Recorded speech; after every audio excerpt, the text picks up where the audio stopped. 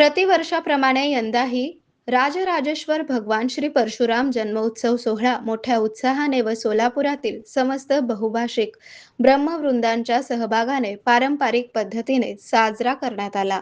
अक्षय तृतीया रविवार दिनांक 19 एप्रिल 2026 रोजी सायंकाळी जुने विठ्ठल मंदिर उत्तर कसबा सोलापूर येथे पुरोहितांच्या वेदघोषासोबत पूर्ण शास्त्रोक्त पद्धतीने श्रींच्या मूर्तींची प्रतिष्ठापना व पूजा अर्चा करण्यात आली।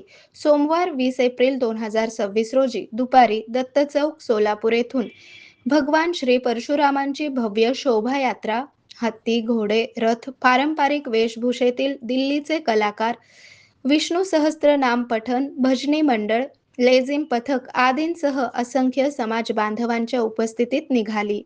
ही मिरवणूक दत्त चौक सोलापूर येथून 4 पुतळा पार्क मैदान पर्यंत श्रींची शोभायात्रा काढण्यात आल्याचे उत्सव समिती अध्यक्ष आनंद खंडेलवाल यांनी सांगितले। या प्रसंगी सर्व समाज बांधव महिला पुरुष आणि लहान मुलांनी आवर्जून या मिरवणुकीत सहभाग नोंदवला।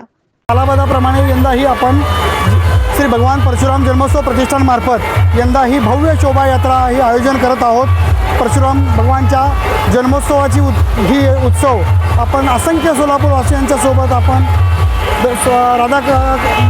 सोलापुरात चिराग ग्रुप दिल्लीमार्फत आणलेल्या झाकी कलाकार जवळपास 25 झाकी कलाकार आलेले आहेत। सोलापुरातील असंख्य किमान 100 महिला कलाकार आहेत जे विष्णू सहस्त्रनाम पठण करत आहेत।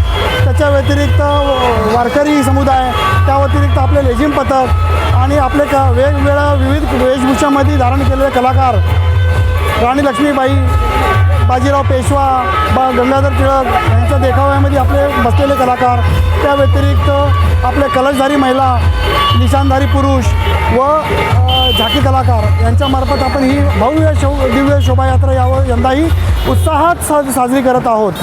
सोलापूरवासियांना या यात्रेत सहभाग घेऊन मोठ्या प्रमाणामध्ये ही यात्रा सफल केल्याबद्दल मी फार आभारी आहे। धन्यवाद।